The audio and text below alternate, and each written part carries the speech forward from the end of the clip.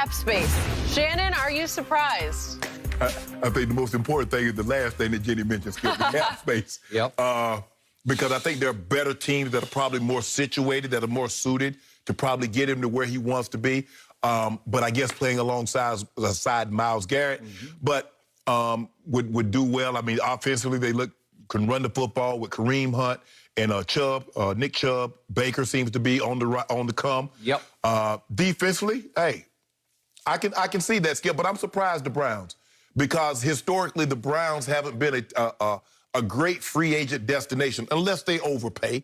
You know, they did a great job of drafting Myles Garrett, but normally teams are not just like, man, yeah, free agency, yeah, I want to go to Cleveland. But it just goes to show you what he saw last year, that he believes that this team has a chance to be special. I was thinking maybe go pair up beside his brother, but maybe he thinks offensively they're a little, defensively, yeah, they're good, but offensively they're not where they need to be. Green Bay, you thought Green Bay, Skip, Wisconsin. Home state. Yep. Home state. Aaron Rodgers defensively. Yep. So I'm surprised that he's looking at Cleveland as opposed to some of these other teams that I think, but also, Skip, fit 3-4, because J.J. Watt is a 5 technique, which is a 3-4 defense. So that's going to be very important to him as opposed to being bumped outside and playing on a 43 defensive end. Okay, so to your first point, money talks. In the end, it's just all about They say money talks, but cash screams. Yeah.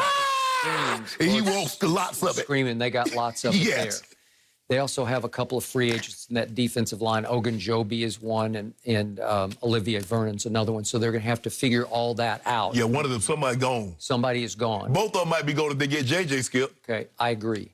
Okay, why not? Why wouldn't he jump on the opportunity to go to Pittsburgh? Maybe he doesn't want to play in his brother's shadow. Maybe it's like because he. It sounds good at the time. Yeah. Everybody like, I'm playing my brother, playing my brother. No, you don't. But he's a star now, and you're a fading star. Right. I don't care what you say. You've been too beat up for too long. I agree. And yet, I did tell you your favorite website, Pro Football Focus, dropped him slowly but surely over the last 4 years, but only to 21st best defensive player last year. Well, he used to be 1 or 2. Yes. So, okay. But still, 21st in the league is pretty good. Yeah, he didn't fall off a cliff. Okay, so he still has enough left to give in a good rotation. Well, he'd be playing alongside of a guy who's pretty great, Myles Garrett, right? So let me ask you a question, Skip. I mean, he gave you 5 sacks in 16 games last year. Yep. What's your expectations this year? 5 or 6, somewhere in there. But I was pleasantly surprised that he sees the Cleveland Browns as a real deal contender. Right. I do too. I kept telling you over the back half of the year, last 10 games, Baker Mayfield very quietly, which is not his way, but he very quietly came of age. He arrived. He played high-level quarterback for 10 straight games. I loved the way he played. He finally had something solid around him that he could trust. He had a coordinator and a play caller and a head coach he could trust who tried to do it the right way and in a way that you could depend on from week to week. And they do run the football, as you know, from it's from the Kubiak school of thinking, because he was kind of raised by Kubiak. Yep.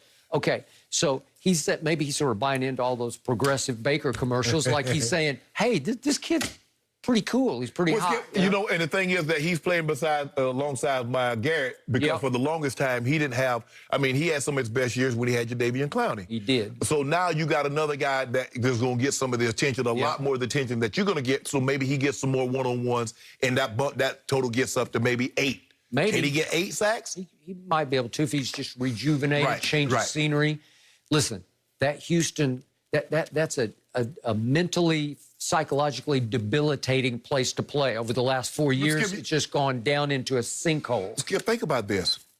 Of their great players, none of them are going to officially retire. You look at Andre Johnson. He's one of the 5 best players. You look at J.J. Watt, one of the 5 best players. You look at D-Hop, one of the 5 best players. You look at Deshaun Watson. Nobody's going to retire there. Something's really wrong.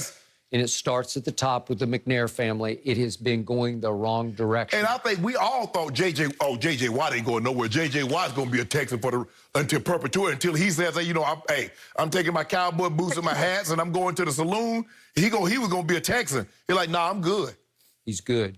And remember, they let him go. Yes. Right? And I'm sure they shopped him and couldn't get any takers. So they just said, okay, you can go.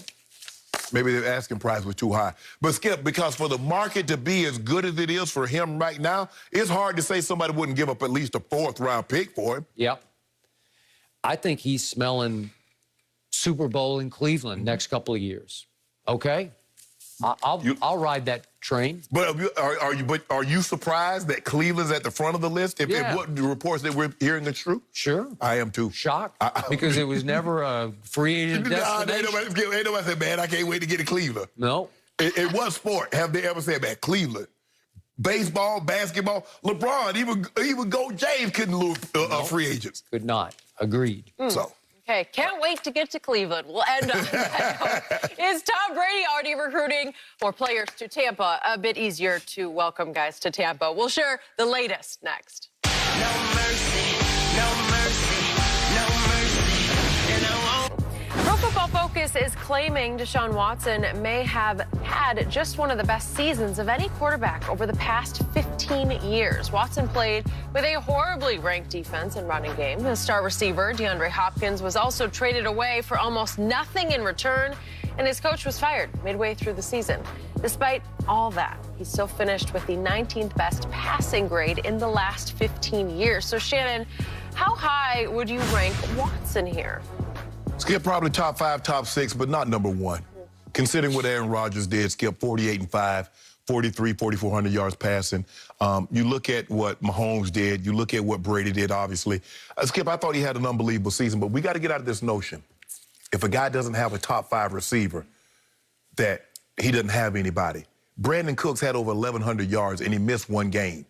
William Fuller IV, Skip, would have had over 1,100 yards had he not gotten suspended. So he was about to have 2 guys over 1,100, possibly 1,200 yards. Now, Pro Football Focus, now we're going to take them what they're saying. He had the 8th best pass-blocking offensive line in football. Now, that's what Pro Football Focus is saying, and that's what we're basing this on, how we're going to critique Deshaun Watson. So we can't discount one while we take into account the other. Yep. So they graded him that high.